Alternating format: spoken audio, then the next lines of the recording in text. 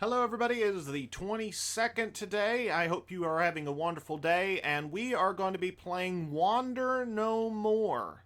This game is a game that we're going to be playing. I have no idea what it's about. I think it's almost like yesterday's game where we played a visual novel. I believe this is going to be another visual novel type game. But let's hop right into it. This is called Wander No More. Uh, it's a free game on Steam. Let's find out what this game's all about. I will have to make sure that um, the game capture is capturing. So let me.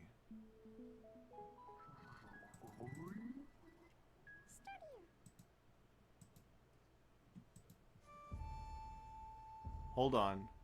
It does have a start menu. I'm just trying to get.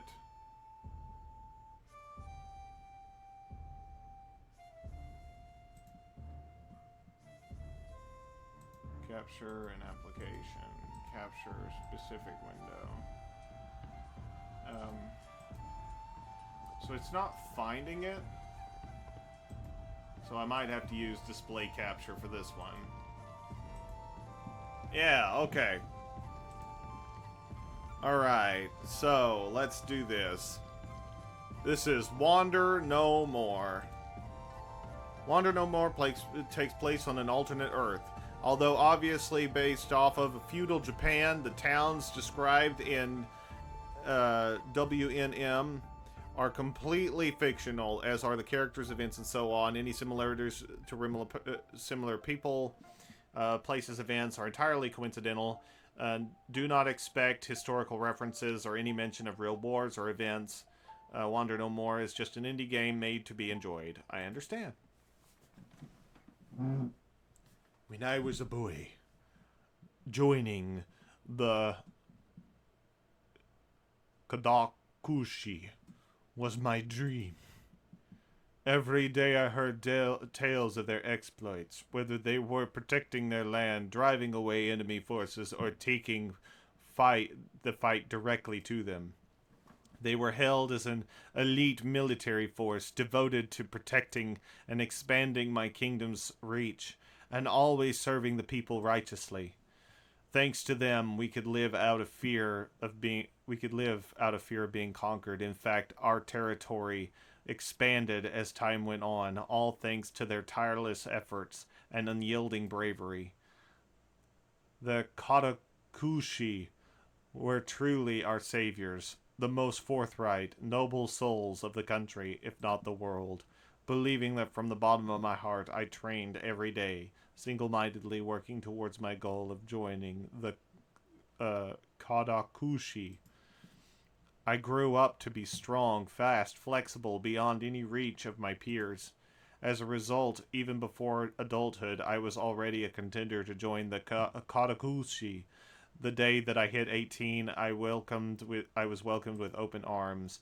It was the happiest moment of my life. A decade of training had paid off, and my dream had been realized. Or so I thought. The village, standing now, burned to a crisp and devoid of human life, was the work of Katakushi. It was not an enemy village, nor were the combatants to be found here, nor did the inhabitants pose any threat. It was just an ordinary, everyday village stuck between two opposing kingdoms. And for the Katakushi, that was reason enough. For joining the Katakushi, I realized that our work was rather noble, was neither noble nor righteous. We were not saviors of people, we were almighty, from defenders of harm, protecting the innocent citizens from harm. We are a death squad. Every day we venture forth, treading just a little bit further away from home, searching for the enemy. An honorable task, to be sure. We would drive away any threats before they could further encroach upon our land, taking the fight away from the innocent passerby. But as I soon learned, the Katagushi definition of an enemy differed vastly from my own. Any village under our kingdom's direct control or not paying us a protection fee could be decimated. Thousands of innocent people whose only crime was to not grow up under our jurisdiction were killed in cold blood, never to be given a second chance to surrender. We slaughtered men, women, and children, even newborn babies, all in the name of our Lord the Emperor. I should have known they'd follow me here. Nobody leaves Kadushi alive, no matter how high their rank or how long they've served. And now, because I chose to flee here, those people are all... The bastard isn't here either.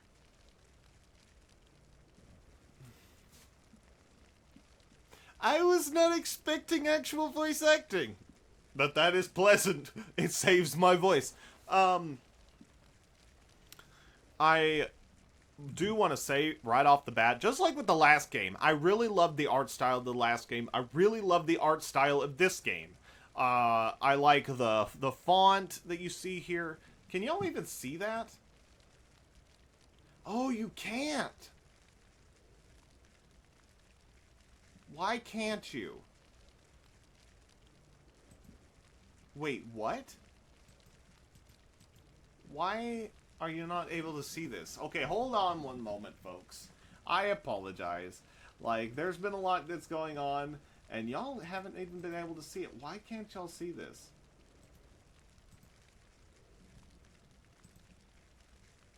Okay, hold on.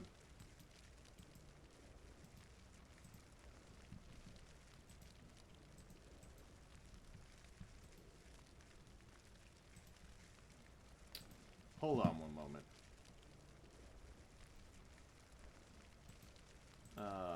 I am so sorry. I just looked over and happened to see that it wasn't like actually showing y'all the screen. Wander no more. Okay. Okay. So there was a lot of imagery. It wasn't really a whole lot of imagery, but like there was fire sounds and different things like that. I apologize because I did not realize that y'all couldn't see that part of the game, but it wasn't too many images. I tell you, you know, this is where we're at though. That, as you can see, it's nice, lovely style, right? Nice, lovely style. Now that you can actually see what we're doing, okay. So we're gonna continue now. Thankfully, the game wasn't like... Are you even going the right way? This is Captain Nabatame we're talking about. At least it wasn't like so far into the game before I realized that. I apologize. He knows how we operate. He's probably heading in the opposite direction. Damn. I hadn't thought about that. Let's keep moving. Wherever he's headed, Captain Nabatame isn't here. I really like the voice actors. The voice acting is awesome. I watched in silence from a nearby forest as the last of the Katakushi moved on. I had successfully evaded their surveillance and hidden myself, blending into my surroundings, just as the Katakushi had taught me. So I waited patiently, biding my time, until the last unit left my sight, at which point I could finally relax once more. The bloodhounds don't give up. It's understandable that they would want to silence me, given what I know, but chase me far away from the kingdom. Even I won't be able to evade them forever. Though still all right, I returned to the village of Katakushi, just passing through. Okay, great. I've been running for weeks, I desperately needed food and water, much more than I could find while fleeing through the desolate wastelands and forests. Maybe I could find some supplies before they're all burned to ash. I don't care what it is. At this point, plain rice and water would be enough. With that simple goal in mind, I wandered around the village, quickly checking each building for scraps of food. I put out fires where I could, using sheets and other miscellaneous pieces of cloth to deny oxygen to the flames. But as far as food was concerned, I found nothing. Only bloody corpses and scorched rations remained, leaving me without a single morsel to eat. Come on!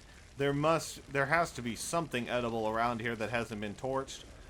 How poor does a village have to be to not have? Oh my. As I frantically searched for food, I heard a faint whimper from one of the houses. I immediately abandoned my search and headed to the house over, quickly putting out the flames as I listened to the voice I had heard moments ago. Without another sound to go on, there was only one other room in the house, and at that moment, I opened the door and I saw a girl. Woo! A girl with a missing hand. A girl. Mama. Papa. Papa, the girl cried. Within a burning village, one in which no survivors could have remained, was a young girl. A girl crying alone in the house storeroom, surrounded by rations I would have killed for mere minutes ago. As my gaze rested on the girl, however, food was the last thing on my mind. All I could see was the girl, orphaned by an unprovoked attack for which I was responsible. Amazed, the girl actually managed to hide herself from the Kadushi after one pursued after her, of course. And I'm the one thereafter, of course, and they've been pursuing me for weeks. It's unthinkable that a few innocents might have escaped their grasp. Even so, sniff, huh? The storeroom's door went wider, revealing my presence to the girl sobbing within. She gazed up at me in shock, not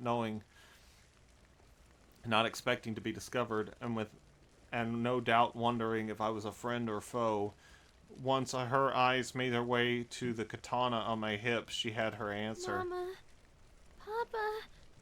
Help me. Once again, I cried out for her parents. The young girl moved back, trying to put as much distance between us as she could, pushing me back with her legs, scrapping her tattered yakuta on the floor while tightly holding something in her hand. Even as she almost tripped over, the girl didn't use her hands. Instead, she was grasping tightly at her wrist, refusing to let go. It was then that I realized that this girl had lost more than her family. This poor girl, she can't have been any older than 14 years old, and yet she had already lost not only her family, but also a limb. Even if she survives, life isn't going to be easy for her. Everyone she once knew is now dead, and her village is now in need of repairs and impossible for a girl with one hand. Would it be kinder for me to end her mercy? I put my hand on the hilt of my katana, which dangled wearily from my hip. As I did so, the girl let me. As I did so, the girl before me let out an inaudible whimper and froze on the spot. Little girl, what's your name?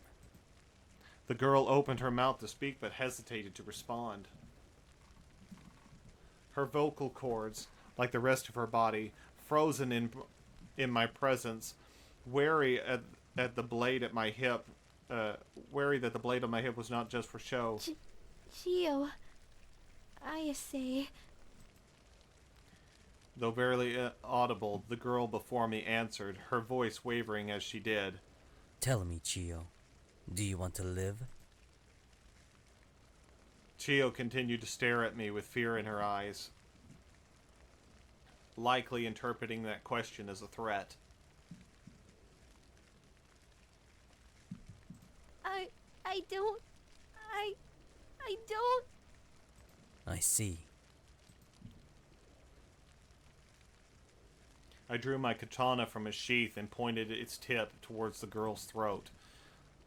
I thought my days of killing defenseless children were over, but just for this once. I slowly pulled my katana from my side, preparing to cut down the girl before me with a single strike. With a simple flick of the wrist, it would behead her, granting an instant death for a girl who deserved no further pain. If that is your wish, Chio, then I don't want to die! A second before I swung my blade, Chio shouted out, finally completing her answer. I immobilized with fear. Her words reached my ears in fragments. giving the illusion that the girl wished for death.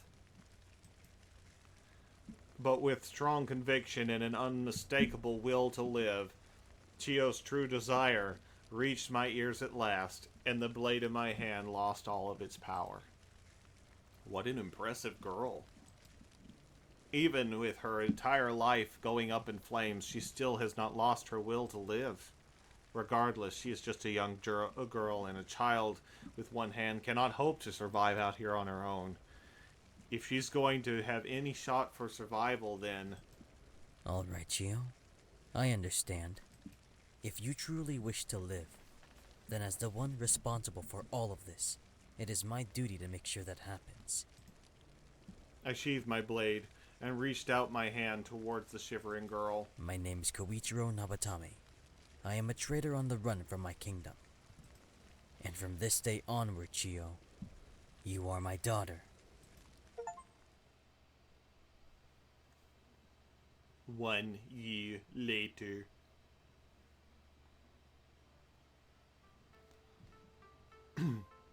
Hatsu Village, home of the merciful Nabatame family. A year has passed since the destruction. Hatsu Village has slowly been restored.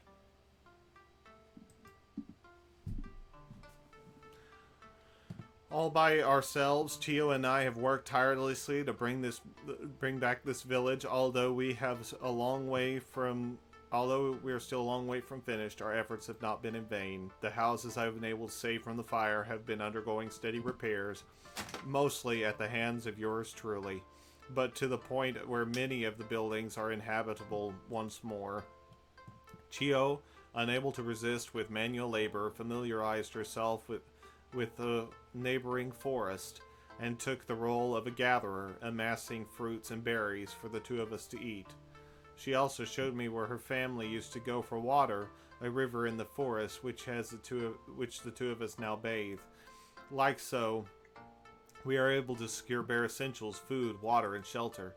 We developed a routine, divided our duties, and eventually learned to trust one another with our lives, just like a real family. Oh my!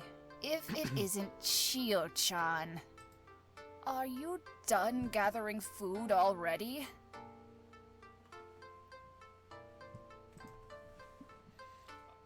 As I wandered through the village, at the mention of a familiar name caught my attention. Almost. Just one more basket, and I'll be done. You really are a good girl. Koichiro-sama doesn't know how lucky he is to have such a wonderful young girl by his side. Following Chio's voice, I turned around the corner to find her conversing with an elderly woman whose name I had not yet learned yet. Ah, speak of the devil. Good morning, I mean, Nabatame-sama. Nabatame-sama. Please, be at ease. Just call me Koichiro like everyone else does. Oh, I love the drawing of him. Oh, I love that so much. That's awesome. Understood, Koichiro-sama.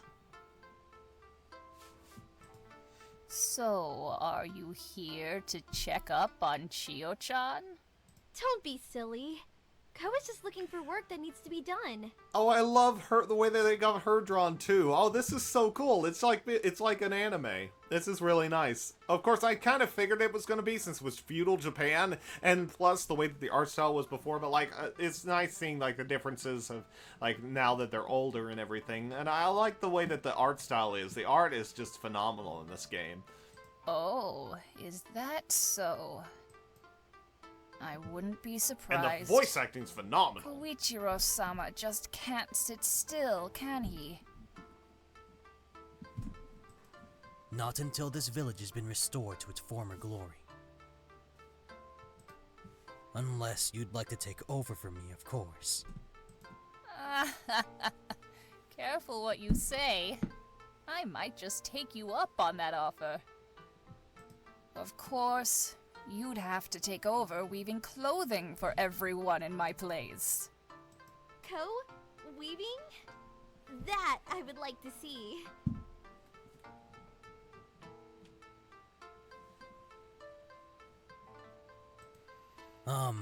I retract my offer. But if you need a loom, I might be able to make you one. There are only minor repairs needed on the houses, so as long as we don't take in any new vagrants, I should have enough spare wood. Oh, Koichiro-sama. That would be wonderful.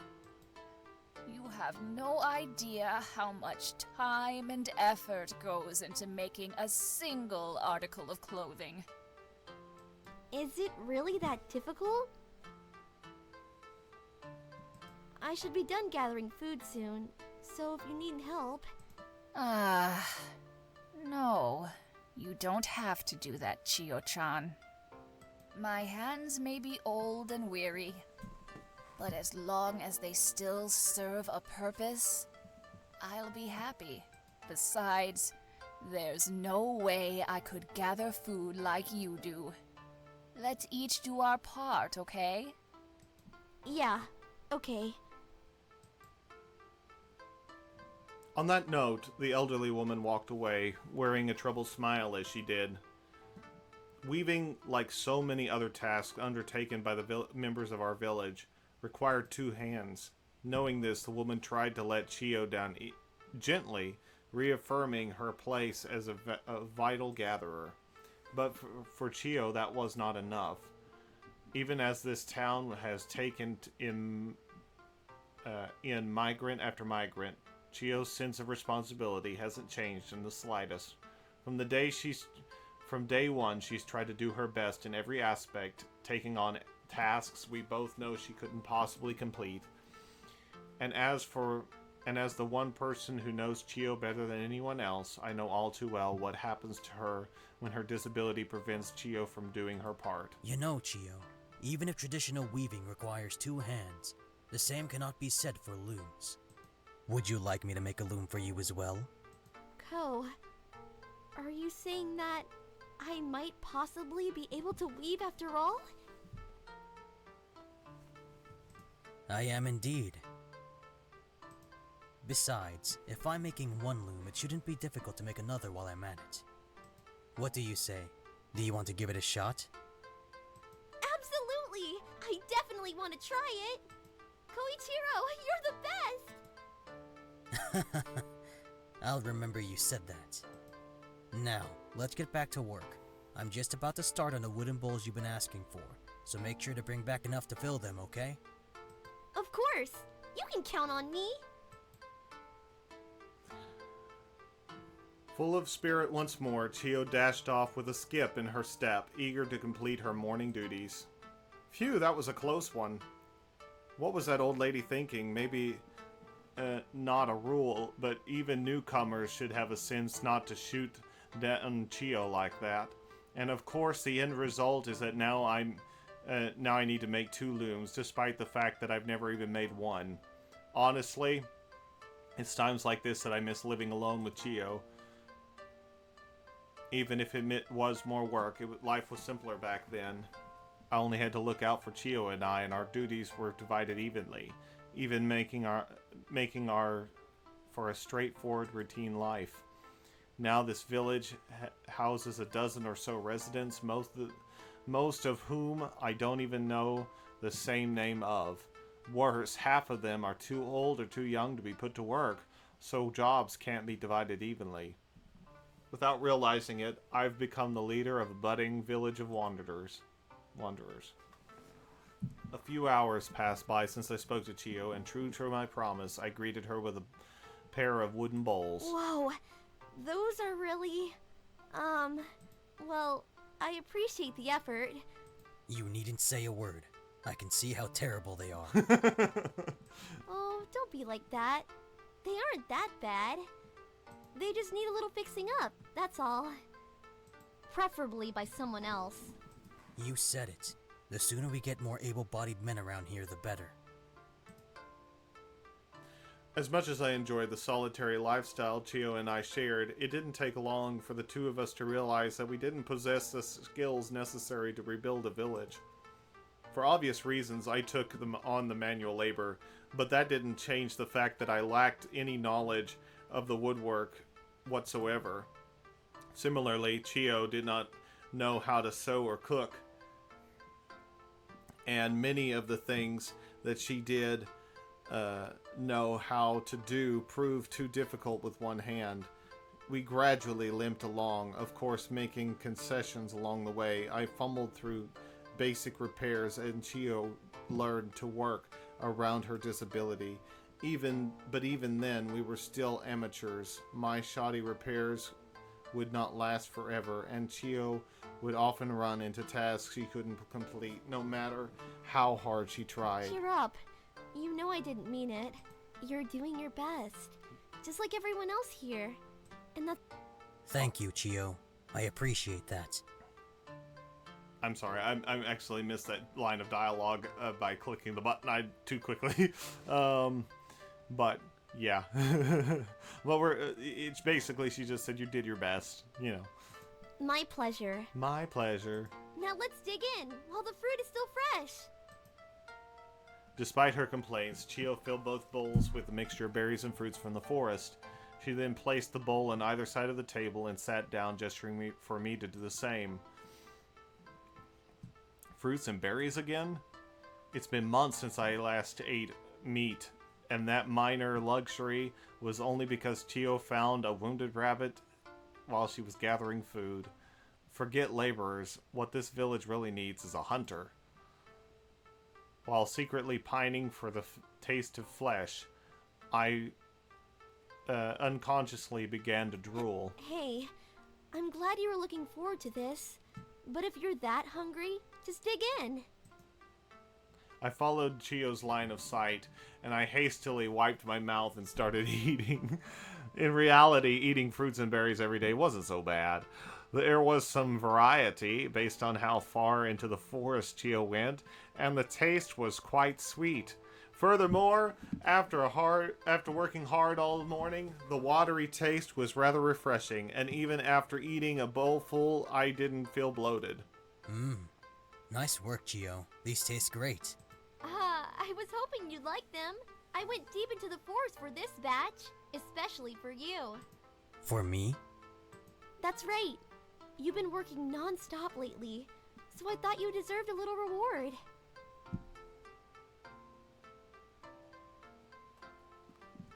If you know how hard I've been working, tell those other slackers to get to work. Even children can pick berries, right? And if they took over gathering food, you'd be able to help me out more often.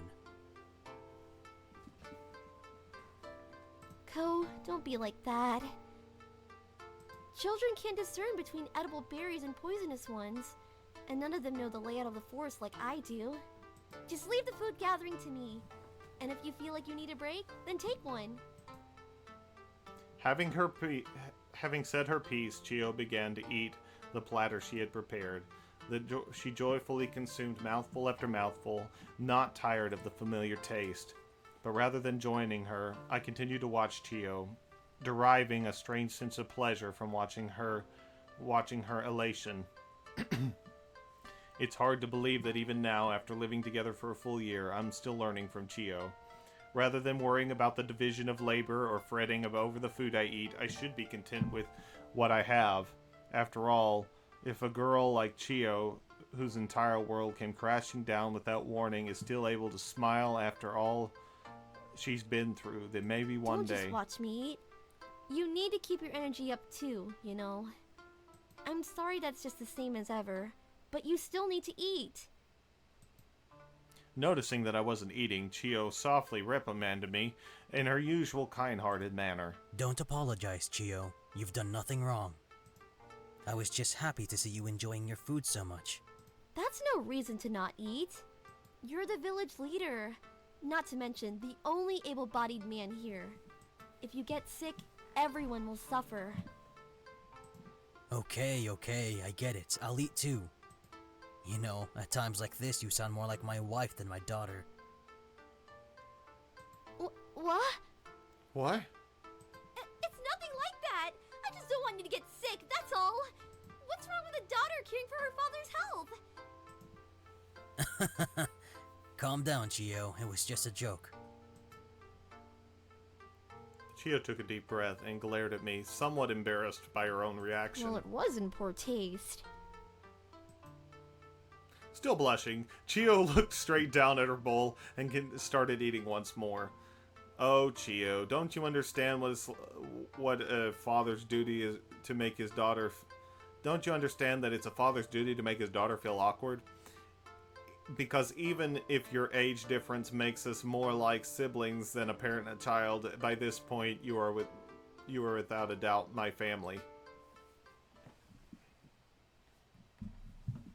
2 months later.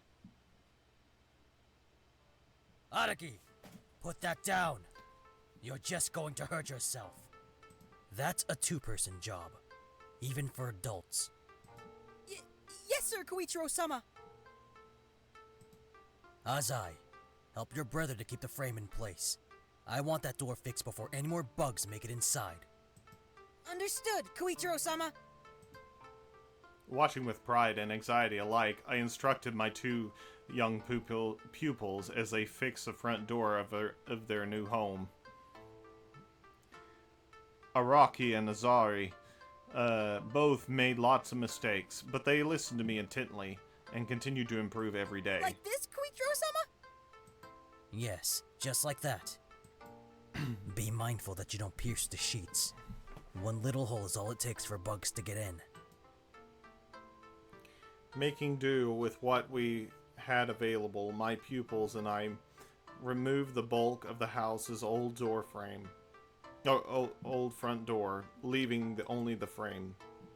We then replaced the charred wood in the sheets, making a lightweight door only secure enough to keep out the insects and other pests. I guess this will have to do, at least for the time being. I would have rationed the wood out more carefully if I had known that we'd be taking another family soon. But if I had thought that kind of foresight, I wouldn't be here to begin with. All I can do now is schedule another lumber gathering trip into the forest. How does this look, Koichiro-sama? Ah, very good, Azai. That'll do for now. You two should go tell your parents the good news, then report back to me after lunch.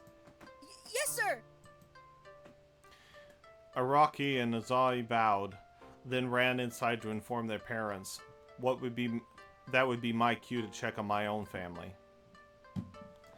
By the time I returned home, Chio was already waiting for me. She sat in front of the living room table, exercising great restraints as she fought her desire to start eating without me. There you are, Ko. I was beginning to think you were going to work through lunch. Me? Miss Lunch? Not a chance. I wouldn't risk invoking your anger again by not eating. Glad to hear it. I took my place on the other side of the table, directly opposite Chio. So, how are the repairs on the Kihei family home going? Are the boys doing well? They're enthusiastic enough, but it'll be a while before they're ready to take over for me. Still, it is nice to have some extra hands. I know what you mean. Kana-chan has been a big help when collecting food and water from the forest. You two really are getting along, aren't you? Of course. I've waited a long time for a girl my own age to come along. A little over a month ago, a new family wandered into our village. Like me, they had fled from Mirai Kingdom, fearing for their lives. Although they were difficult to accommodate at first, the family of 5 has since proven invaluable, providing much-needed labor which Chio and I were previously doing ourselves.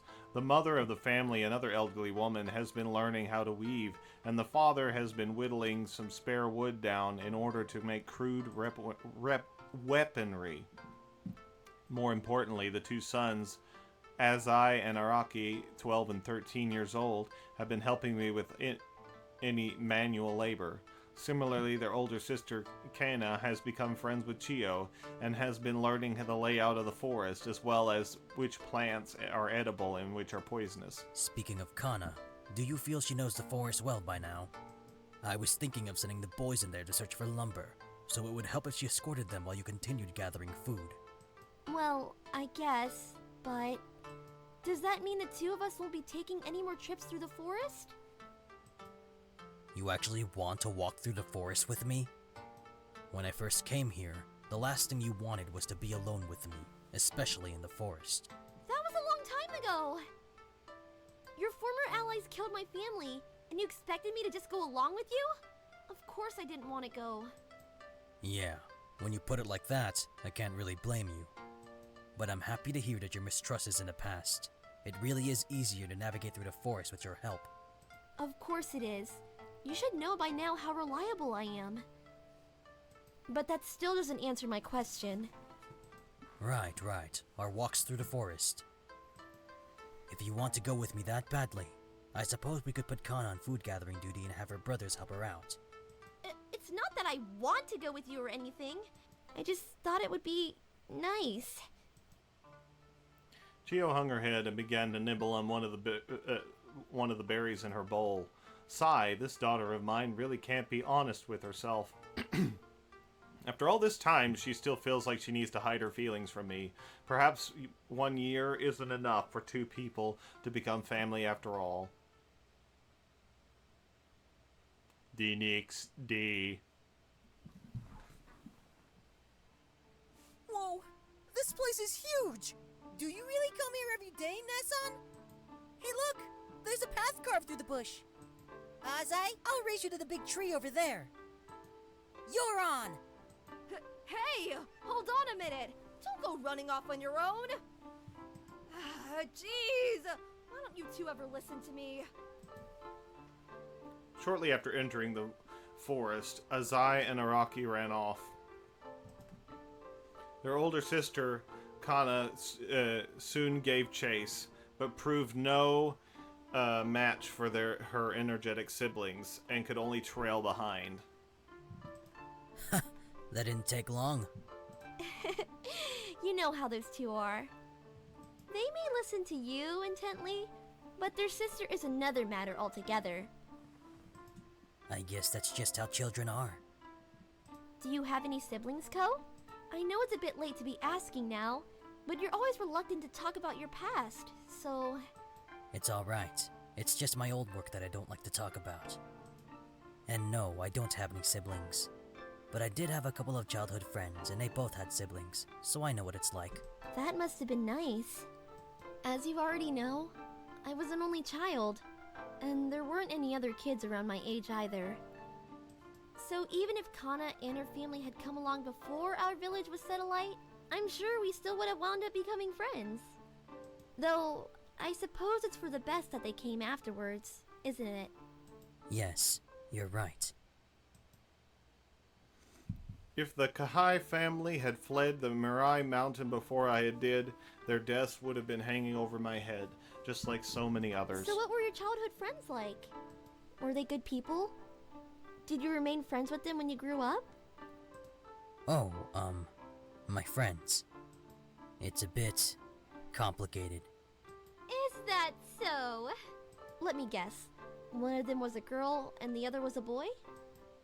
You're right, but it's not what you think.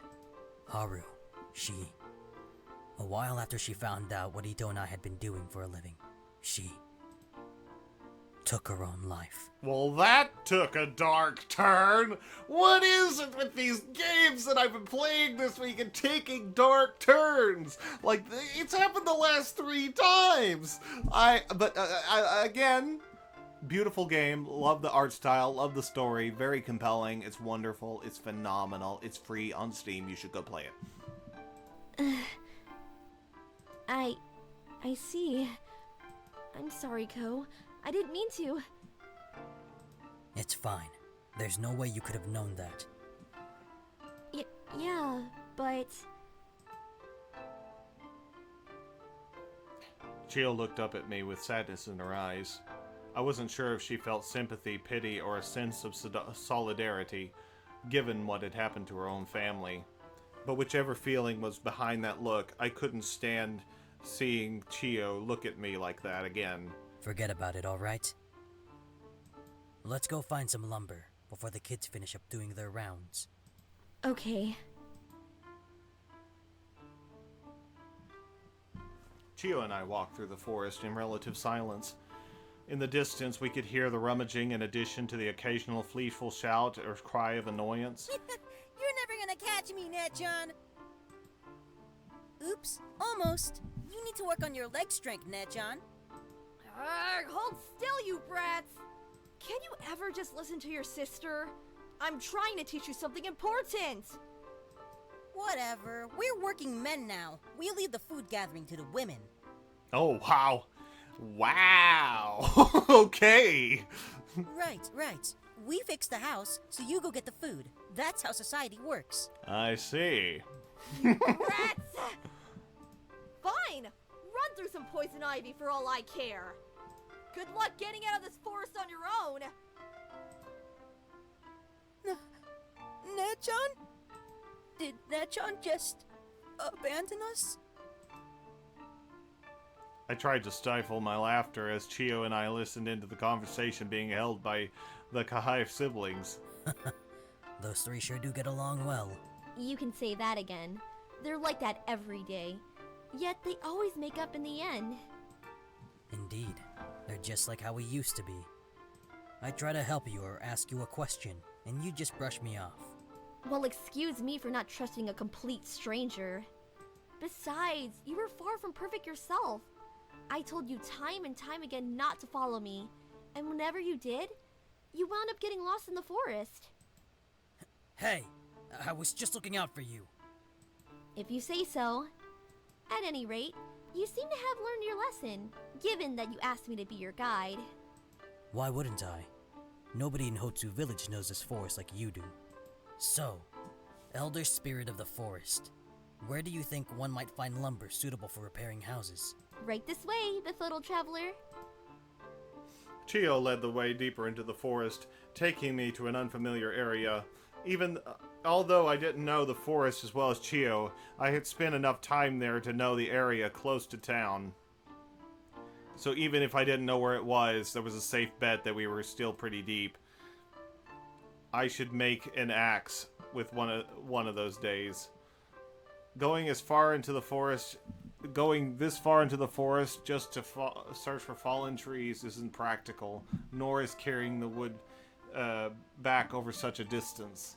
The village is in decent shape now, and I have Azai and Araki to help me, so I should have time to fashion a few more tools, with ample wood lying around from the toils of the former villagers, not to mention the remains of the several houses. Securing lumber was never a high priority. My early days in Hatsu were spent utilizing the resources my predecessors had left behind, and using makeshift tools in place of more useful, like a hammer or an axe. With the growing village and ongoing repairs, the occasional newcomer relying on the resources was no longer an option. Okay, this ought to do it. What do you think? Did I come through or what? Chio stopped in front of a fallen tree, which had been pierced by a large rock as it landed. It would require brute strength force to tear off anything worthwhile, and I'd need...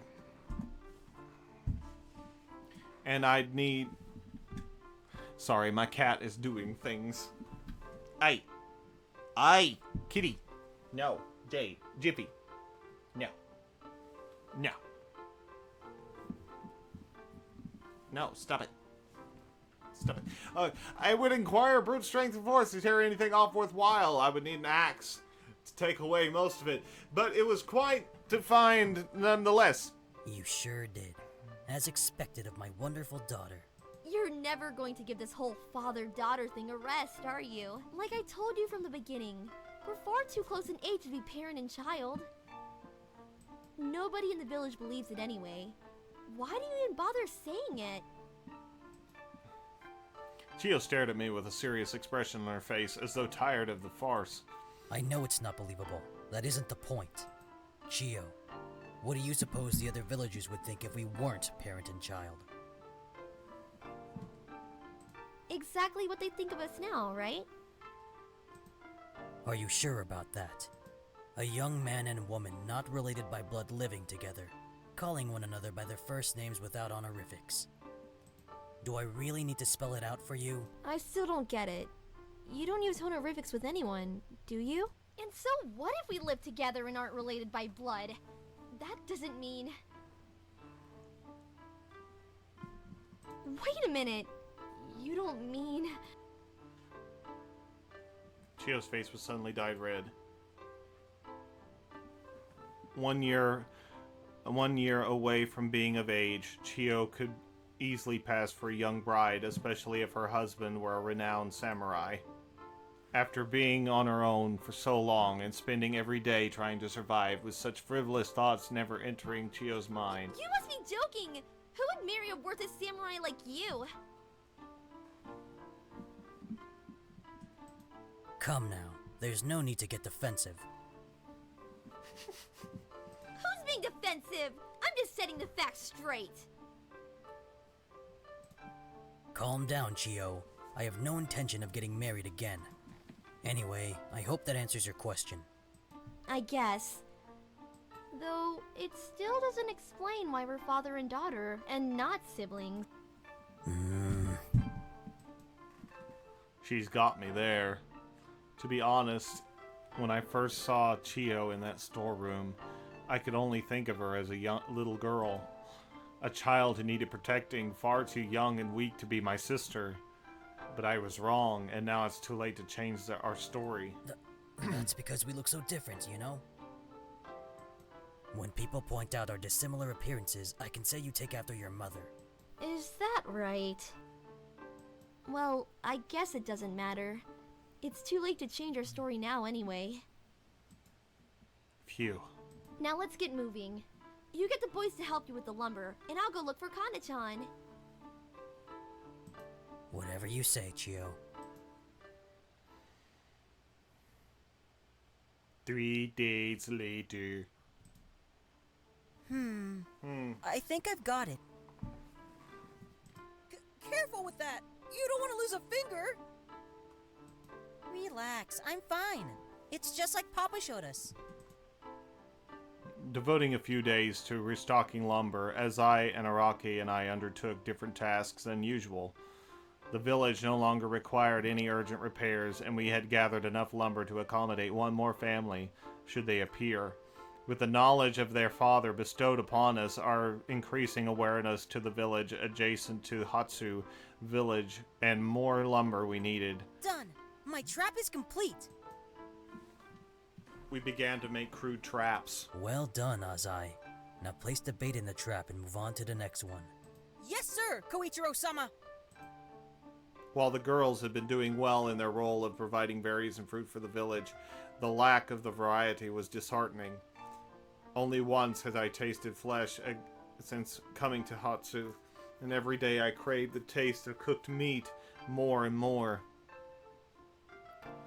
With a wannabe blacksmith drearily biding his time and the two sons eager to eat meat again, I thought the three together would. I brought the three together for a new venture. Using string and sharpened wooden spikes, we fashioned basic traps and triggered by pressure. Placing a few berries and leaves in the center of the trap, we would sure lead unsuspecting rabbits into the string. At which point, the wooden spike would be pulled forward and stab the rabbit from above. Koichiro-sama? I think I made mine a little too big. That's an understatement. That trap is far too big for catching rabbits. But you might as well set it up anyway. Who knows? You might even catch a bear. A bear? Are there really bears in here, Koichiro-sama? Of course not. There's nothing that dangerous around here. Oh, Chio. I didn't expect to see you here. Done already? Not yet. I just thought I'd see how you boys were going. But from the look of it, you three still have a lot of work to do. How harsh. We only just started, you know. We'd be further along if Araki followed Papa's instructions. Hey! It's not my fault he can't explain anything properly. His explanation was fine. It's your brain that needs fixing. Come here! Like usual, as I and Araki began brawling without hesitation. Though typically playful, the two often fought, and all it took was a slight comment from either brother before their fists began flying. Maybe I should teach those two how to wield a sword. It might do them some good to learn discipline and to vent their frustrations productively. That didn't take much. Boys really are violent thugs, aren't they? If you want someone to agree with you, Chio, you should really be saying that to Kana. Besides, there's no harm in a little roughhousing. Even when they're this close to the traps they just made? Boys, stop that this instant! Azai and Araki stopped at my command. They both slowly walked back over, paying little attention to the two traps they had just set. Sorry, Koichiro-sama. Yeah, we're sorry. Look, if you two want to play, that's fine. But do it away from the traps you just set. Whoa, you're right! Understood, Koichiro-sama. I'm going back to gathering food. You three have fun. Without another word, Chio walked straight past us, deeper into the forest. Something tells me I'll be hearing more about that during lunch. Oh well, Chio's message was conveyed, and that's what matters. Alright, you two, back to work! And make sure to keep track of every trap you set. Chio, your sister, and I all need to know exactly what to look out for. Got it? Understood. Yes, sir, Koichiro-sama. 4 days later. In the days following our first attempt at making traps, the pupils and I were quick to reap the rewards of our efforts. On the first night, we managed to capture 6 rabbits and 1 fox, all of which we skinned and consumed that very night. Although we didn't eat much, considering how many villagers the meat was shared between, the familiar taste was almost enough to bring me to tears. In light of our success that day, we set up the same traps once again and crafted several more. With the taste of meat still fresh in our minds, Azaki, Araki, and I did our part, setting up literally dozens of traps, limiting only the amount of string at our disposal. Nonetheless, our efforts were rewarded once again. We captured more rabbits than last time and divided enough to divide up evenly between every member of our small village. This pattern was repeated once more, and if all goes well, it will be repeated again today. Okay, 1 bowl of nutritious goodies, as requested. While I dreamed of another day's harvest, Chio placed my breakfast on the table. On either side, I found a bowl of fruit and berries, the same as ever. Why is that rabbit food on the table? We should still have some meat left over from last night, shouldn't we? Ko, you know you can't eat meat every meal of the day, and you can't skip meals either. If you don't want your breakfast, I'm not cooking what you catch today. Hey now, let's not go crazy here. I'm eating, alright? Just watch me. Without hesitation, I crammed my mouth full of the miscellaneous fruits and berries. Wow, he was quick to change his mind. Chio didn't seem terribly impressed, though, but she didn't lash out either. So I presumed that I was in the Fine. clear. As long as you eat what I prepare for you. Oh, but speaking of meat, have you thought about doing some fishing? I followed the river a bit further upstream yesterday, and it looks like it leads to an underground spring. There were koi swimming around. Can you believe that? I always thought it was strange for trees to flourish in the middle of nowhere like this. But if that spring leads to the ocean, then maybe... Koichiro-sama! Koichiro-sama! Are you there?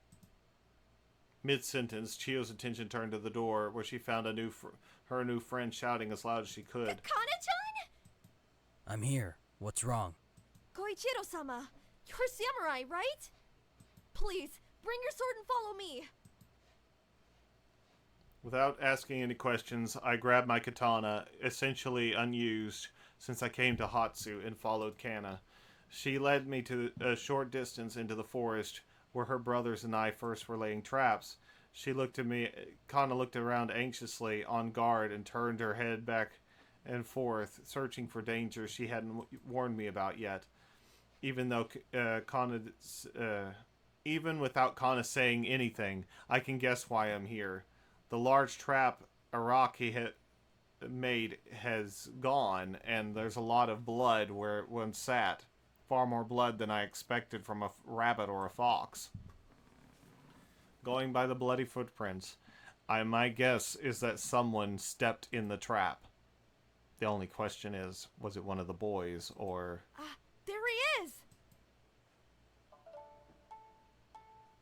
A short walk away from the trap, from where the trap had been set, a wounded samurai sat on the ground, nursing his leg. I could clearly see a large puncture wound where the trap had pierced him, and going by the dried blood surrounding the wound, I surmised that he walked into the trap during the night. Well, well, what have we here? I removed my katana from his sheath and placed the blade against the fallen samurai's throat. Surprisingly, he didn't put up any resistance or draw his own weapon. Instead, the seated man stared back at me in shock, as though he'd seen a ghost. Captain Nabatame? Sir! Is that really you? Although I didn't recognize the man before me, he knew exactly who I was. Unfortunately, the dominant expression on his face was surprise, not fear or joy, so I couldn't be certain if he was an ally, or once an ally, or an enemy. I may not be the captain of the Kodokushi anymore, but I am indeed Koichiro Nabatame. State your name and business. Oh, yes, sir. My name is Reise Sadayori, and I'm here on official business from the Mirai Kingdom. Nabatame-sama, we received a report from a foreign trader that there was an undocumented village here, next to a forest full of life. I was sent to verify the claims and... Slow down. Who do you mean by we, exactly? Who sent you? Well, it was indirect, but I suppose you could say it was the Kodokushi. The Kodokushi. They must have pawned off the job when they realized it was a village they had already... Jiffy, what are you doing? What are you doing? What are you doing? They must have pawned off the job when they realized the village they had already burned down last year. It was the village they had already burned down this year. No point in scouting a village they had already decimated after all. Sir? I don't mean to speak out of turn, but my leg... Alright, I understand. I sheathed my sword and approached Rizai. I will help you, but you have to do something for me too. Yes, of course, sir. It would be an honor. I'm glad you feel that way. First, you're going to hand me your katana and wakizashi. I can't have you wandering around here while you're carrying weapons. Second, you're going to report to the Kodokushi that you found a burned down, uninhabited village next to the forest, and that the forest itself contains nothing of value. Do you understand? Yes, sir. I understand. Kana and I walked away from the samurai, taking his weapon with us. Once we were out of earshot, Kana looked back at Rizai and then faced me with a complicated expression on her face. What is it, Kana? No. It's nothing important. I just...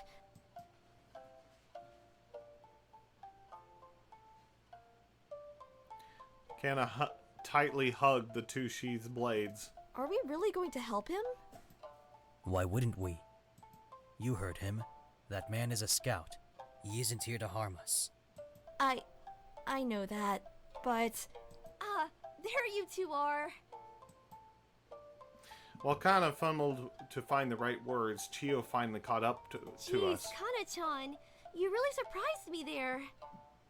I knew Ko was fast, but I never expected that kind of agility from you. I guess it's because I'm always chasing after my little brothers.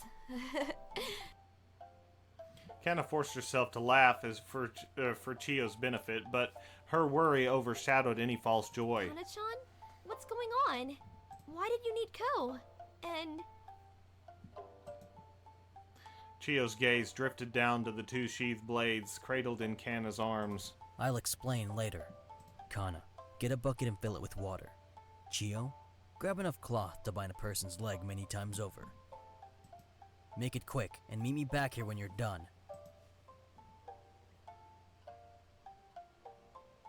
Without argument, Kana and Chio did what I asked of them. When they handed over the supplies that I needed and hung back, they then handed over the supplies that I needed and hung back as I approached Razai once more.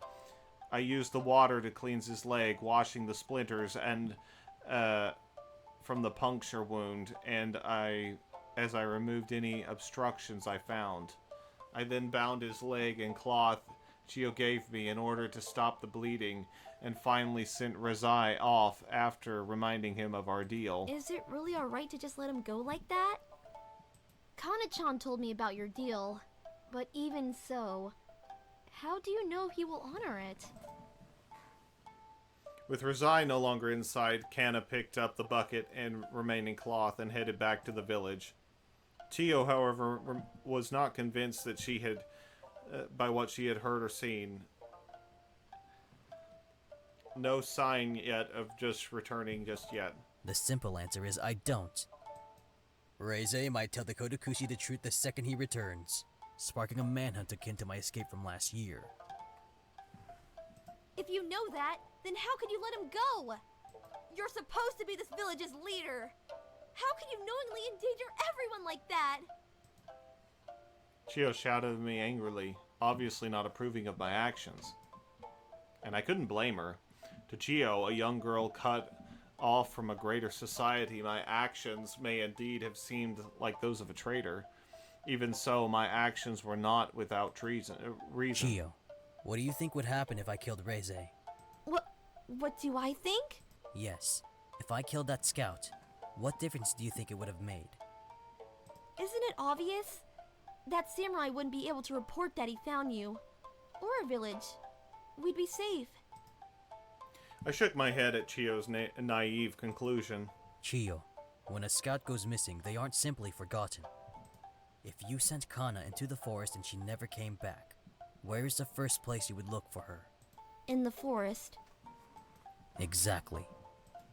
That isn't to say that you were wrong, Chio. Reize may indeed tell the Kodokushi where I am.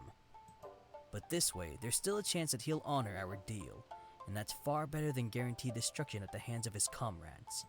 I see. So even if the odds aren't in our favor, at least this way there's still a glimmer of hope. Correct, but there's more to it than that. I know it may not seem like much considering what's on the line, but even so, life is precious, Chio, and preserving life is something you should never feel bad about.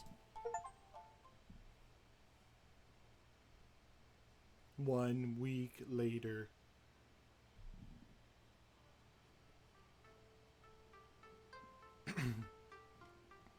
In the week that followed Razai's appearance, Hatsu Village underwent many changes.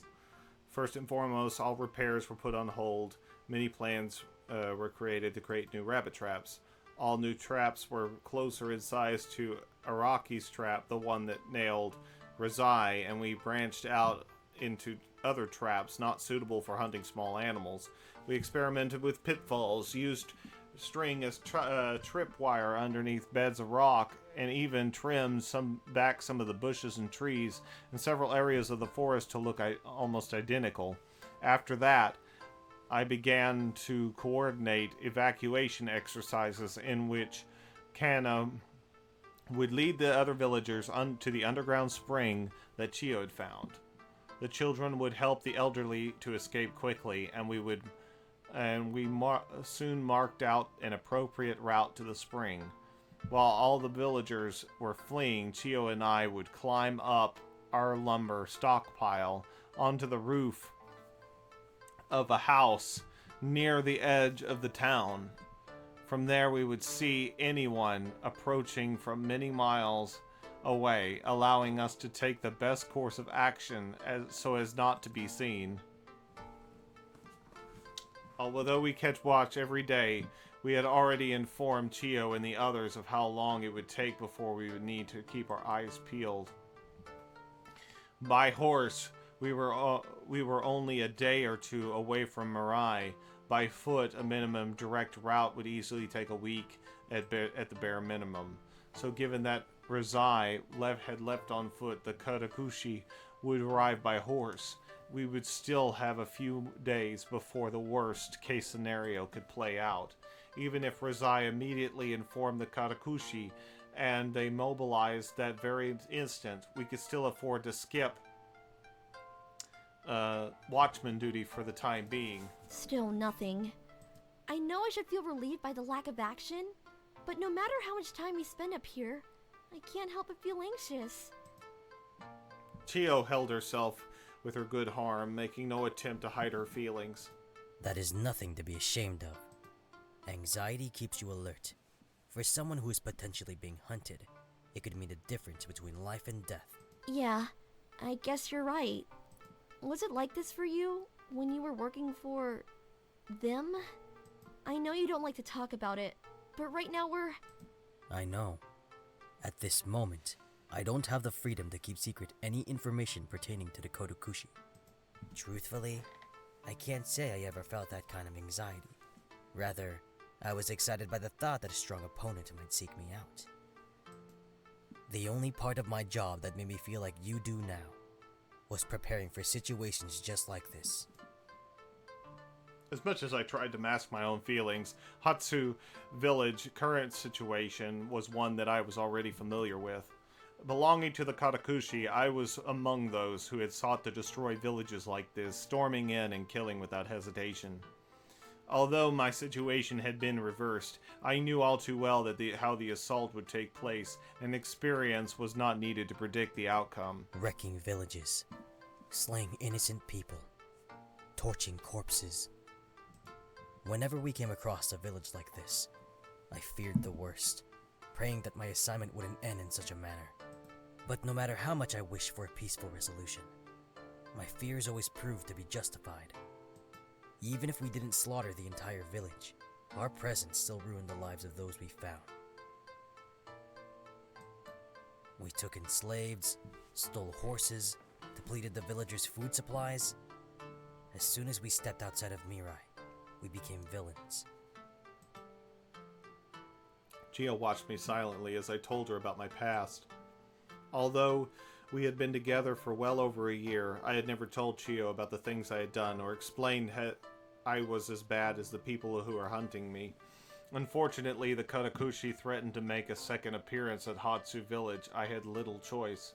Even if Chio hates me for the things I've done, our survival is my top priority.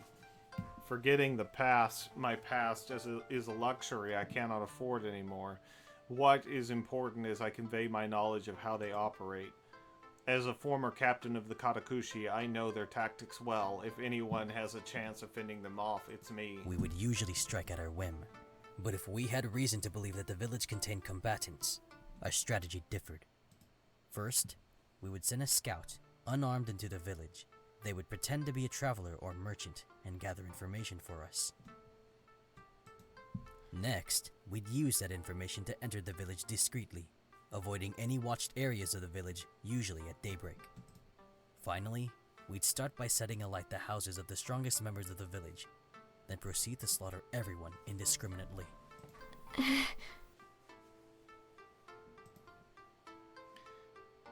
Even as I finally finished, Chio didn't say a word. She looked at me with a worried expression on her face, as though torn between anxiety and fear.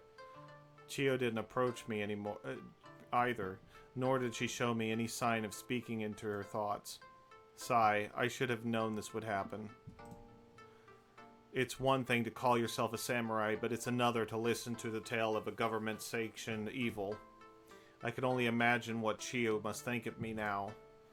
As the man responsible for her parents' deaths for destroying her life, my only redeeming feature was that I was the lesser of two evils. Now that Chio knows the truth. I see. So that's why you don't like to talk about your old job.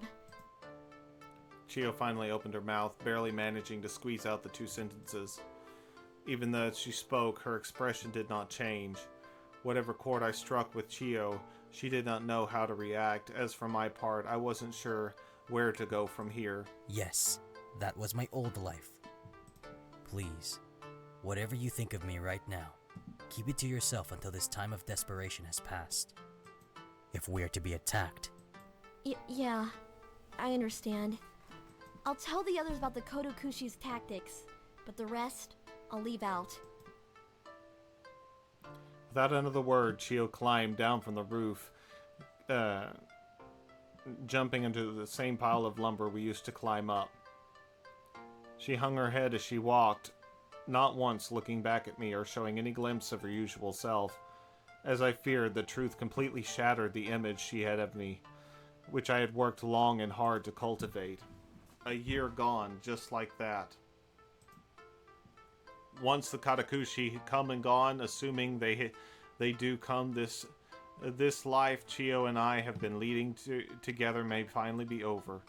Chio will oust me, and I will be forced to move on, leaving this village in the hands of those left behind. That might not be so bad, as I and as Araki can take over my duties, and there are no more dangers in this village which call for a samurai's strength. I'll be sad to go, of course, from the beginning. I only stayed here long in order to look after Chio. Now that she has Katana and the others, Chio may be better off without me. 3 months later, or 3 days later. In the wake of my confession to Chio, the further changes took place in the Hatsu village. Starting with Chio and the villagers, all began to act more depressed than I anticipated, including the over-energetic Azai and Azaraki. In the turn, this lethargy slowed down to a halt. Our meals were all smaller, no new traps were made, and a torn clothing went without repair. We all simply wandered around the village aimlessly like starving chickens waiting to be beheaded. Even as the village gave in to despair, I remained vigilant, keeping watch all hours of the day. I headed out of the village in the direction of the Mirai, practicing my swordsmanship, and waited for an enemy that may never come. Looking over the horizon, I almost wished that the Katakushi would show up so that we could finally end our struggle. But as I swung my blade in the thin air, reliving my days as Captain Nabatame, the only thing that came to me was reminiscence. Here. Before I could leave the house to start my training for the day, Chio would place a wooden bowl of fruit in front of me. Despite our damaged relationship, Chio still insisted that I eat whatever she prepared. She refused to let me go hungry. Thank you, Chio. I appreciate it. Yeah. No sooner had she offered me the breakfast than Chio retreated into the next room. Although she did resolve to continue her role as a forager, Chio was otherwise just as depressed as everyone else, if not more so. She spoke to me very little, ate almost nothing herself, and barely slept at all. Chio was in a downward spiral, and the only thing I could do was wait for the fate to take its course. Upon arriving at the edge of the village facing Mirai, I had expected to indulge in solitude. I had training alone until this point, and nobody dared to go near me when I unsheathed my sword. On this day, however, that pattern was broken. Good morning, Koichiro-sama. Koichiro-sama, there you are. Waiting patiently near my usual training spot were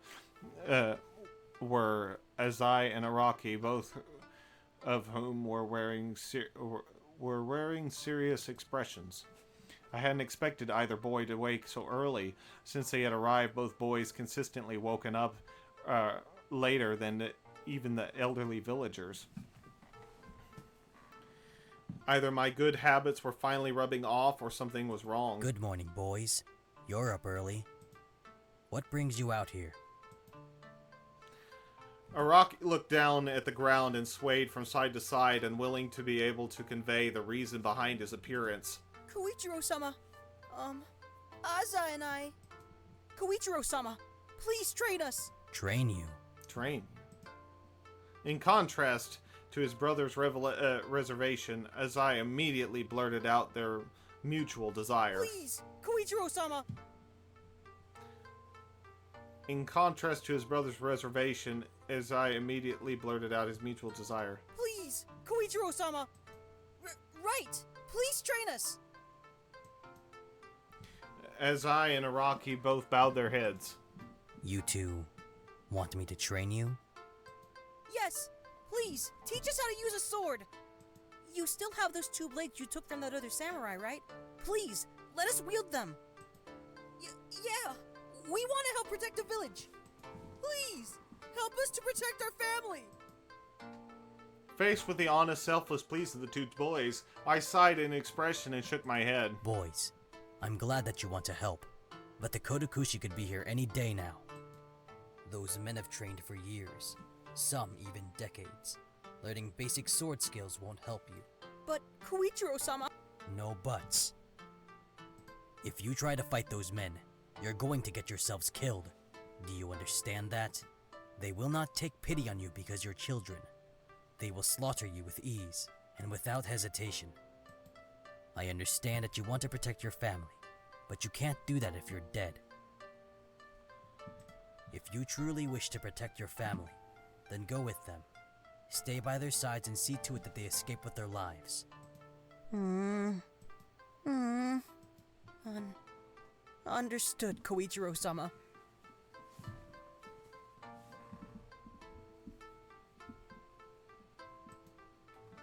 Azai and Araki slowly walked away, fighting back tears as they did. Once they had put a few meters between us, the boys started to make a run straight towards their house. Neither one turned back to face me, nor did they say another word as they ran. My tone might have been a little harsh, but those boys needed to hear it. Childish dreams of heroism die the moment you enter into battle. If those 2 fight, they would without a doubt be killed. If so, making those boys resent me, if making those boys resent me is what it takes to keep them alive, it's a price I'm willing to pay. Unfortunately, that seems to be a common pattern recently. Tio hasn't looked at me the same since I told her about my old job, and the friendliness I received from the other villagers is now gone. Azai and Araki are almost likely to be the only 2 left on my side, and now... I wandered past the village into the barren lands before me. Unsheathing my blade, I exhaled deeply, readying myself for another day in solitude. With my blade firmly in my right hand, I wandered away from the village as far as I could go without losing sight of my new home. A week or so of training may not make up for a year of pleasant life, but it does remind me of the man I once was. Before I became a killer, I was a devoted swordsman. I trained every day. I took every opportunity to improve myself. I fought very strong opponents, many of whom were twice my age and far more experienced, and yet I never lost. My endless training and my natural talent propelled me forward, making it possible for me to become the best of the best. For all those who praised and revered my skill, just as many people resented me. Every time I defeated a seasoned swordsman while sparring, I would gain another fan, another dozen enemies. Ordinary people feared me, and other samurai treated me with hostility, all because I surpassed them so easily. I dared to rise up higher than they could ever reach. For that, I was hated. Through the rough times, only 2 people stayed by my side, my childhood friends, Haru and Atori. Like 2 sides of my conscience, Haru and Itu always spurred me in conflicting ways, both my interests at heart. My dear Haru always wanted me to give up and join the Kadushi. She practically begged me to give up on swordsmanship to live a normal life. Itao, on the other hand, considered us to be rivals. He foresaw the two of us joining the Kadushi together, rising... Ouch! Jiffy. He grabbed a hold of my foot. My cats. Joining the Kadushi together, rising the ranks and forever competing as we fought side by side. And now that life is over, I failed to make either one of their dreams come true. I could not give the Haru the happy life she so deserved, nor would I ever fight by Itsu's side. All I have left now is this village and the people within it. My daughter, Chiyo, my two pupils, Araki and Azai, their sister, Chiyo's friend, Kana, the kind-hearted family who friend from the Razai. Before I realized it, I was swinging my sword angrily, cutting the air before me while deep in thought. As I thrust my blade forward and then turned around and slashed at an invisible enemy behind me. As though dancing, I swiftly moved through in a chaotic yet rhythmic pattern, playing out a scene of carnage from my past. As I disemboweled and beheaded soldier after soldier, painting the walls red with their blood. Whether they love me or hate me, I will protect every person in this village. I am the village leader, and I will see this fight through to the bitter end. The Kadushi will come, if not because of that scout, then for the sake of exploration or to expand the kingdom, and when they do, I'll be ready. After many hours of tireless training, I returned home to eat lunch with Chiyo. I had worked up a sweat and appetite thanks to the hot rays of the sun beaming down on me, so a bowl of juicy fruit sounded very good. Upon walking through the door, however, I immediately realized that my exertion would not be rewarded so easily. About time you got back, Ko. You reek of sweat. With a stern look on her face, Chiyo addressed me the moment I walked inside. Yes, it is rather hot out there. It's easy enough to work up a sweat even without moving, let alone while swinging a blade around. Is that right? Chiyo stared at me dubiously, as though my reply didn't matter in the slightest. Did something happen, Chiyo? Or is this still about what I told you the other day? Don't jump to conclusions. Don't jump Not everything is about you, Ko. Maybe you should think less about yourself and more about those around you. With obvious hostility in her voice, Chiyo failed to answer my question. Unfortunately, with no idea of why she was angry, I could only act as my usual self. Others around me. Are you talking about yourself? I've been giving you space because I thought that was what you wanted. If not, all you had to do was... I'm talking about Kana's little brothers. I don't know what you said to them, but those boys have been depressed and crying all morning. Now Kana's angry at me because of something you said. Just what did you say to those boys exactly? What did you do to screw up their lives? Sorry, I'm looking at my cats. If it looks like I'm weirdly like looking from right to left, it's because I'm looking for my cats. They're just everywhere, all over the place at the moment. Like, sorry. I could see the fury in her eyes, unlike anything I had seen since we first met, back when her parents' corpses were still fresh and we were mere strangers. Hey now, calm down. There's no need to get upset. The boys wanted me to show them how to use a sword, and I refuse. That's all. Perhaps I could have been nicer about it, but I still feel that my decision was warranted. Warranted or not, you've just made the entire Kihei family hate you. You need to apologize to those boys right now. You want me to apologize? I told those boys not to throw their lives away. How is that something to apologize for? I don't care who's in the wrong. Just apologize to them. You're the adult here, so act like one. Tell those boys that you're sorry so we can all be friends again. Faced with Chiyo's accusations and demands, I could feel my calm disposition slipping away. The stress of preparing Hatsu village for an immense bloodbath was weighing on me, not to mention the cold treatment I've been receiving from the villagers. Ever since Razai showed up, life in the village had become unbearable. Friends, don't make me laugh. Not one person in this village considers me a friend. You all call out, Koichiro-sama, Koichiro-sama, when you need something. Yet the second real conflict arrives, nobody wants anything to do with me. But that's fine by me. I don't need to be loved, or even liked. I will continue to do what I think is right. Are you even listening to yourself? Just how self-centered can you be? This isn't about you. It's about doing what's best for everyone.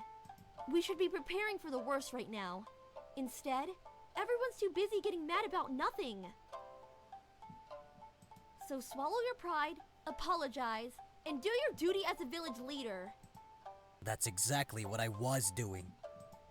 What kind of village leader would tell children to join the front lines, or give them weapons? I was protecting you all, just as I always have. Damn it, Ko. At some point, you need to realize that sheltering people isn't the same as protecting them. You should be telling those boys what they can do to help, not just shooting them down. I sighed angrily at Chio's response. This was hopeless. All we're doing is going around in circles. Chio has no idea of what was said. She's just unconditionally taking her friend's side. Is this what it's like to be a father, or merely the misfortune of being a leader? Chio, please stop acting like you know everything. I did tell those boys how they could help. I told them to stay with their family, and to escape together. Tell me, how is that wrong? That's not wrong, but... But nothing. I have not erred here, and I will not stand beside children and watch them get slaughtered.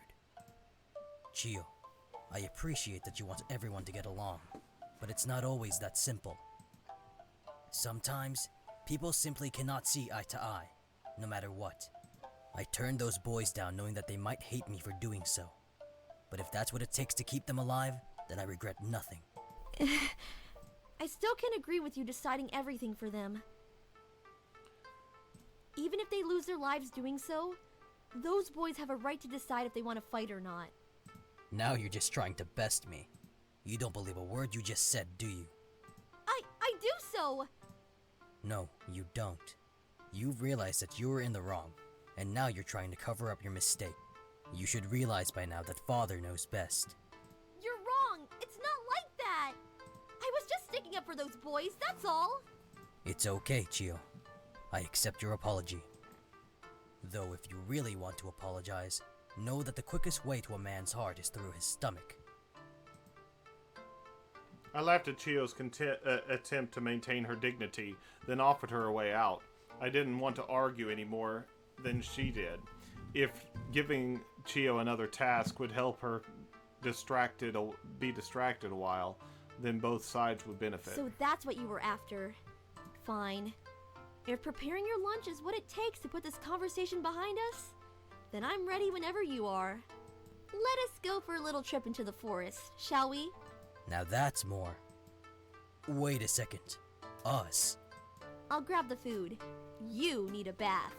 I wasn't kidding about you reeking of sweat, Ko. I suppose I have been training since daybreak. Even if I can't smell myself, I'm definitely covered in sweat. Okay. A quick bath, lunch, and then back to training. Today might not be a total waste after all.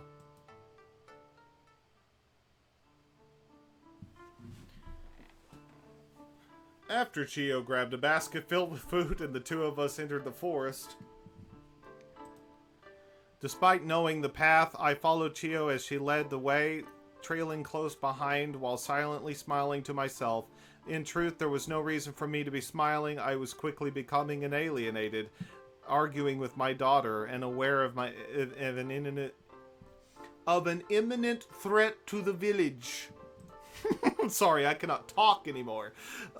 Nonetheless, as when I watched Chio, once again joyful and full of life, I couldn't help but smile. While I dislike arguing with Chio, in this case, our heated exchange seems to have done some good. Yesterday, Chio could barely speak to me, and now we were strolling through the forest together. Apparently, a bit of communication was just what we needed. And Chio and I avoided parts of the forest in which the boys had laid traps. We had set further into the forest than we were hunting, and made them large enough to snare adult male. With that in mind, Chio and I remain vigilant, careful, and not to get skewered by our own protection. Okay, we're almost at the river. You remember the way from here, don't you? I do indeed. Thank you for guiding me this far. My pleasure. I'll be close by, so just call out when you're done. Will do. Don't stick too close by, though. I'm actually quite shy, you know? Of course. I'll make sure to... Wait, what was that? Don't be ashamed. I know you've peeped on me while I was bathing before. But you're too old to bathe with Papa, so please refrain from doing so.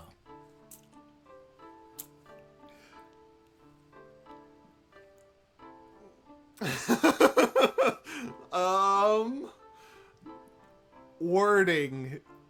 Humor. No comment. Are you insane? I never tried to peep on you. If anything, you were the one trying to peep on me. That's not how I remember it. Obviously, your memory is deteriorating in your old age, you perverted geezer. Ouch. Who are you calling an old geezer? I'm only 24, you know. Then act your age. Shut your mouth and wash the sweat from your body. Call for me when you're done. And you better be fully clothed. Tired of the banter, Chiho walked in the opposite direction of the river. She didn't stop, nor did she cast another glance my way. I was on my own once more until I had finished bathing. Chiho would not grace my sight. Taking the time to thoroughly clean my body, I wound up bathing far longer than planned. Occupied with the drama invading Hatsu village, I hadn't been bathing as often as I should, and I was overdue for a proper cleaning. More so than that, however, I simply wanted to take the chance and think everything through, free of distractions. If there's one thing that hasn't changed between my life in the city and my life in Hatsu village, it was a bath. It's a bath that is the best place to forget your worries. Alone, floating in the river, away from any of the strife that plagues you amid your daily life, whether you're in a bathtub or drifting down the river, the feeling of freedom does not change. However, now that I've had time to clear my mind, I realize that there is work to be done. First, as Chio insisted, I must speak to the Kahai boys. Whether I was right or wrong, I must make amends, lest they disobey my orders and get themselves killed. Next, I will speak to the villagers one by one, and take the time to personally explain our predicament, who the Katushi are, and what to expect. Finally, I will organize rotating surveillance teams such that we will see the enemy coming, no matter when or from what direction. Chio-chan, I'm out of the bath now. Feeling like a great weight had been lifted from my shoulders, I gleefully called out Chio, who was foraging close by. Ko? What's wrong? Did you slip and hit your head? Oh, don't be like that. I was just calling out to my precious daughter. With honorifics and an infantile tone? Well, you always used to complain when I just called you Chio, and my voice is... Don't explain. Just act like your usual creepy self. Once again, I was first I was a perverted geezer, now I am a creep. I'm getting quite a bad reputation here. Alright. Creepy Ko it is. So, scrounge up something interesting for lunch?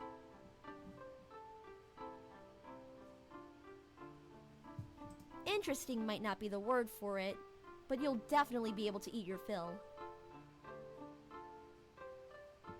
I've got persimmons, apples, pears, you name it. Prompted by Chio's claim, I looked down into the basket at her feet. That's quite the haul. You really worked hard for Papa's sake. Who said this was for your sake? I'm not going to start starving myself.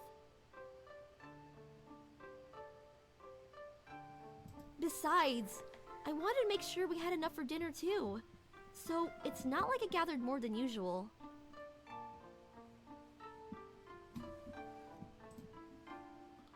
Chio hurriedly denied my accusations, her face flushed the entire time. No matter how long we spent together, Chio would never admit to doing something for my sake. And thanks to my teasing whenever she did, that was unlikely to ever change. Okay, I understand. Let's head back to the village and eat together. I'm famished. Me too. I haven't been foraging as much these past few days, so I could really use a sizable meal. And maybe after we eat, you can apologize?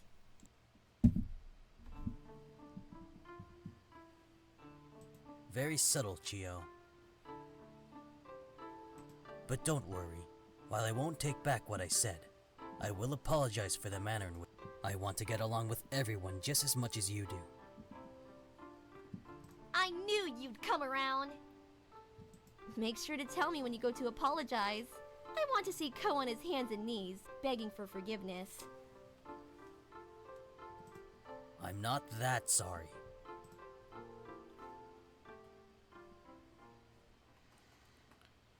As Chio and I approached on the Hatsu village, the forest usual ambience suddenly died off. Although nothing appeared to be amiss, I could feel something strange in the air, a disturbance that I couldn't quite put on my finger. Something in the forest had changed, if not physically, then a mere discreet manner. I looked over at Chio, who walked alongside as happily as ever. Something that she noticed too. She wasn't letting on. Chio simply continued to stroll through the forest without a care in the world.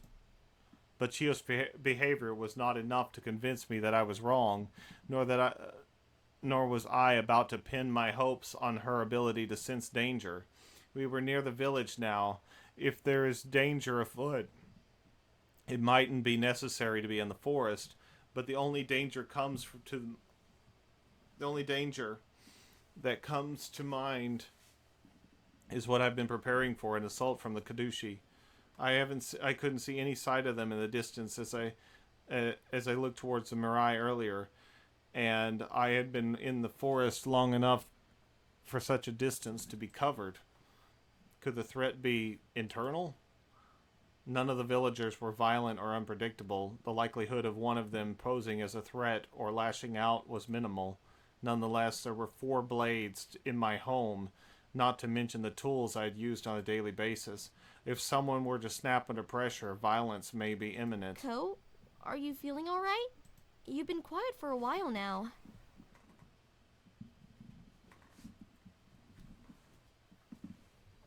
Sorry, my cats are messing with my cords. I looked down at Chio, uncertain about how best to answer her question. Honestly, I'm not sure. Chio, does something feel off to you? Off? What do you mean? I don't know. I suppose it's a sense of impending danger.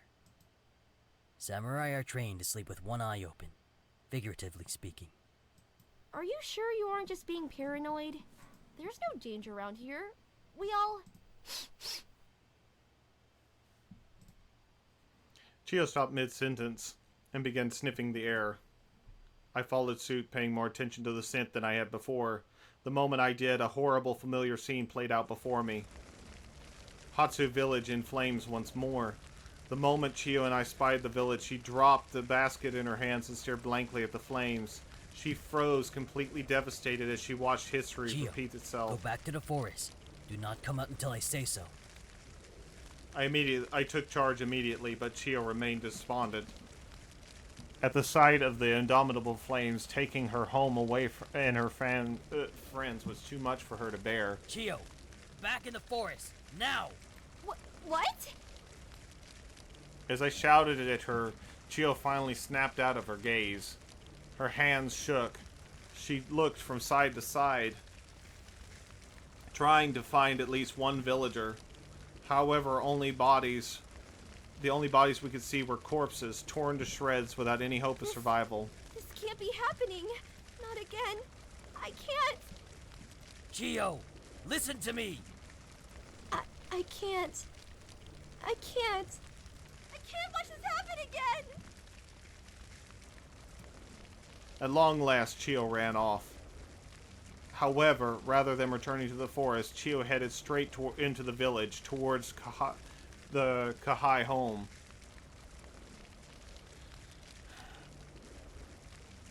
Chio, this is not the time! Without wasting a second, I followed after Chio. Usually I would outrun her with ease, but after training all morning, I no longer possessed such speed. All I could do was run, praying that I could find her before Kadushi. Those idiots. The second I leave the village, they strike. They must have been watching me, waiting for the perfect time to invade. And in time, I was gone. Every one of the villagers was. And the one time I was gone. As I approached the Kahai home, I grimaced at the sight of the two painfully familiar corpses. Azai and Araki, both wielding one of my blades. The moment the Kadushi struck, the two headed straight for my home. The home of Kichiri Suwa-sama, the village leader, the person whose job it was to protect them. And they couldn't find me. They took the matter, and when they couldn't find me, they took the matter into their own hands. Filled with sadness and anger, I took my katana and wakizashi from the two boys. I bit my lip so hard I could feel blood running down my face. Meanwhile, clenching the blades together tighter than before. This kind of senseless slaughter is exactly why I left the Kadushi in the first place. To get away from the bloodshed, to escape the role of remorseless killer. But now, come to this, Koichiro, help! As rage and regret threatened to consume me, a lone voice staggered me back. I turned in the direction of where the voice came from, and I realized as I did, my initial fear had been realized. Oh, look at who we have here. I heard you were seeking refuge in this village, but I never thought I'd actually find you. Ito. I dashed towards Chio's voice the moment she cried out, unaware of the absurd sight awaiting me. Dressed in the same outfit I had worn last year, that of the captain of the Kadushi, was Itao, my childhood best friend and rival. So you do remember me after all.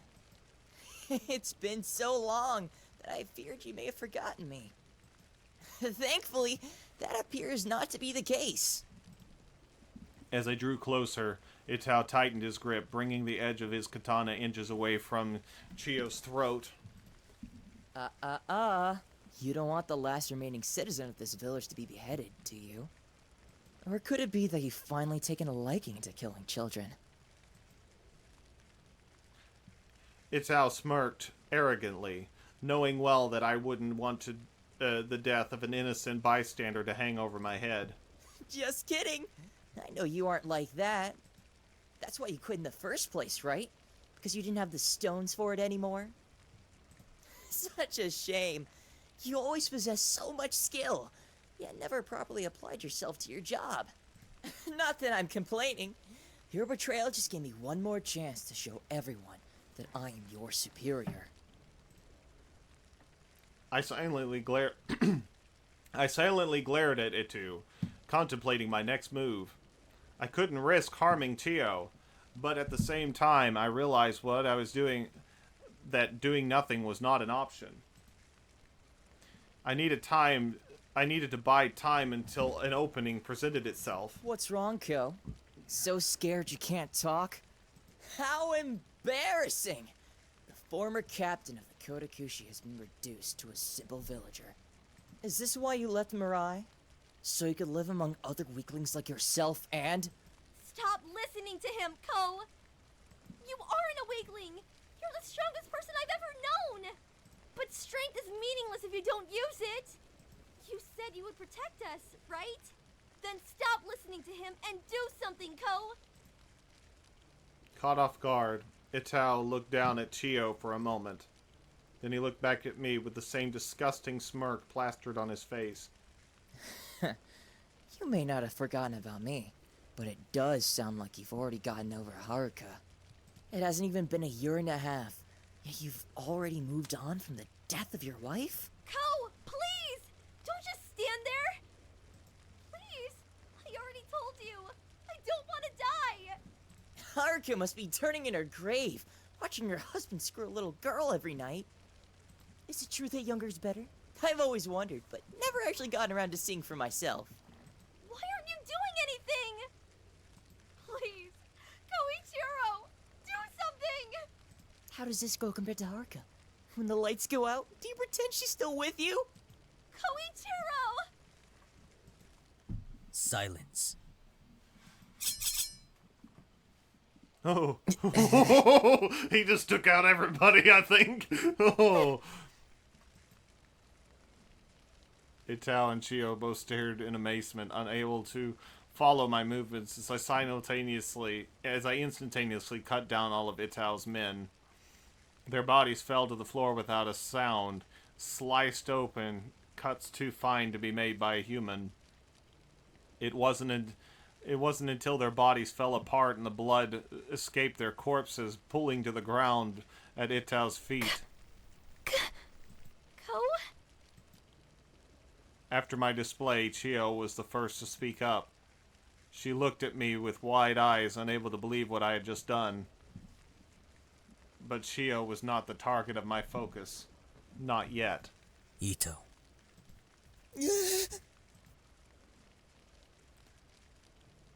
Itao jumped as I spoke his name. My voice was low and filled with malice, so much so that I surprised even myself. Did you really think that a surprise attack and a hostage would be enough to take me out? I took a step towards Itao. How foolish. What was it that you called yourself before? My superior? I took another step forward, readying my blade. Ridiculous. Surely you do not believe that. I don't care how long it's been. I have always been without equal. You were just too arrogant to accept it. I raised my blade, pointing it over Chio's shoulder and directly at Itao's face. You should have just left me here to live out my days in peace. Now prepare yourself. By the time I had finished speaking, Itao's expression had turned from one of surprise to one of pure terror. His hands shook, and it seemed as though he would drop his blade at any second. No. No, you wouldn't. You wouldn't kill me. I'm your best friend. Your only friend. My unchanging expression told Itao how little impact his words were having. Please, just... I'll leave, okay? I'll go back to Mirai and tell them you died in battle. How pathetic. How pathetic. Where did your confidence from a moment ago disappear to, Ito? You brazenly insulted me, mocked Haru's death, insinuated that I would defile a young girl, and now you suddenly beg for forgiveness? Burn in hell, my best friend. I pulled my blade back and stepped forward, carefully maneuvering around Chio as I... Wait a minute! A split second before I could pierce Itao's throat, Chio shouted out. I rested my blade on Itao's shoulder, not taking my eyes off of him for a moment, as I questioned Chio's command. What is it, Chio? Can't you see that I'm in the middle of something? I spoke to Chio in a cold yet non-aggressive tone. Although she tried to hide it, I could see that Chio was already frightened, both by the village-wide slaughter and the Kurichiro, his name. She thought she knew. Kuichichiru. I cannot pronounce his name very well, I'm sorry. For her sake, if only for a moment, I showed an ounce of control. Ko, you shouldn't. Chio fumbled with her words to find the right words as she twitched nervously. You shouldn't kill your friend. I shifted my gaze away from Itao for a moment. Chio was frightened, appeared to be fairly calm, though frightened, appeared to be fairly calm, making her words slightly more weight. Nevertheless, I could only stare at her in confusion, completely incapable of understanding her plea. Are you insane? Listen to the girl, Ko! You don't want to do this! Ignoring Itao's desperate shriek, I prompted Chio once more. Chio, this man just slaughtered our entire village. The day when we met, he did the exact same thing. He may very well be the man who killed your parents. Give me one good reason why he shouldn't end his very existence. Chio let out a brief sigh, as though she had hoped I'd ask that very question. It's just like my father once told me. Life is precious, Chio. And preserving life is something you should never feel bad about. I opened my eyes wide in shock, completely unprepared for what I just heard. Chio immediately gained my full attention, and in doing so, allowed Itao to escape. Taking advantage of my close proximity, Itao shoved Chio into my arms and then ran for his life. Rather than giving chase, I felt content to hold Chio in my arms, staring at her in amazement. The young girl that from back then who astounded me with her strong will to live once again proved worthy of praise. Talking someone down when they were prepared to kill is not easy. It requires delicacy and precise knowledge of the would-be killer. Despite that, Chio, a girl who showed me nothing but fear moments prior, was able to pull it off without the slightest hint of difficulty. Once again, Chio had shown me how truly amazing she is. As Itao fled and our village burned down, Chio returned my blank stare with a smile. Come on, Ko. There's no time to waste. It may be too late to save the villagers, but we can at least stop the fire. Yes, I suppose you're right. I don't know how much of the village we'll be able to save, but let's do what we can. And when we're done, we shall rebuild our lives once more.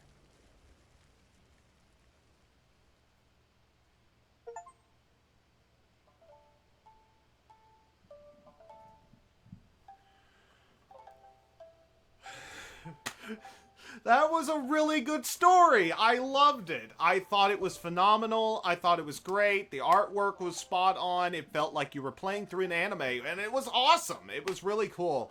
I have no complaints about it. It is what it is. It is a walkthrough story. I would highly recommend playing it. It's out on Steam. It is free to play. Go and check out this game if you like visual novels like this, and I hope you all have a wonderful day. Oh, there's more. As Hatu village burned to the ground, Chio and I had a decision to make. Her home and more decently mine could be rebuilt so many times. But further to that, the Kadushi and thus the Mirai Kingdom knew where to find us, making the village a definite target. We chose to embrace the familiarity of Hatsu. If we chose to embrace the familiarity of Hatsu, we would eventually be hunted down. On the other hand, we could only wander for so long, and the food and water we could carry from the forest was not without limit. Neither one of us knew where we might find another habitable village. Leaving Hatsu most certainly was a wise choice. Though certainly a wise choice would not guarantee us salvation. Instead, the gamble might leave us without supplies in the middle of nowhere or trapped in an enemy village. Knowing this, Chio and I ultimately decided to take up horse of one of the fallen samurai. We headed in the opposite direction of Mirai, towards the kingdom I once opposed, a kingdom in which we could find protection from the Kadushi, knowing that even they wouldn't dare tread such a place. I'm still not sure about this. Will they really take us in? I've never been this far away from Mirai before. Quit worrying, Ko. This isn't the Mirai Kingdom we're talking about. Not everyone settles disputes with swords, you know. True enough. While the Mirai was seemingly set on expansion, the kingdom we were traveling towards oppressed no such goal. Not once had I heard them burning down villages or extorting resources from others. Despite their military might, the kingdom opposing Mirai appeared to be at to value peace. Be that as it may, we have no way of knowing whether we'll be accepted or not. What will we do if they turn us away? They won't turn us away. Even Hatsu occasionally traded with other villages. If we tell them that Mirai wiped out our village, they'll definitely take us in. Just don't tell them that you were the captain of the Kodokushi, okay? Of course. Even I wouldn't say something that tactless. Laughing at Chio's optimism and humble plea, my mood picked up. Worried though I may be, I knew that Chio was right, and we already had come too far to turn back. Worry not. When we arrive, I'll tell them who I am, not who I once was. I am Koichiro Ayase, a wandering samurai hunted by the Mirai Kingdom, who seeks nothing more than refuge for his beloved daughter.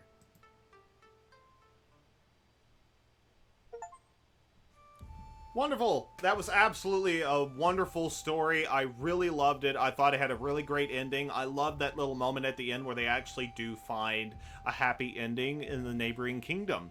That was excellent. Again, this game is free. It was awesome.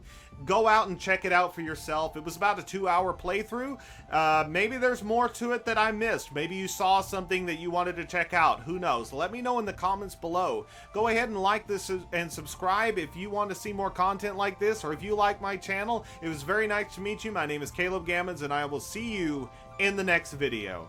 Bye-bye, y'all.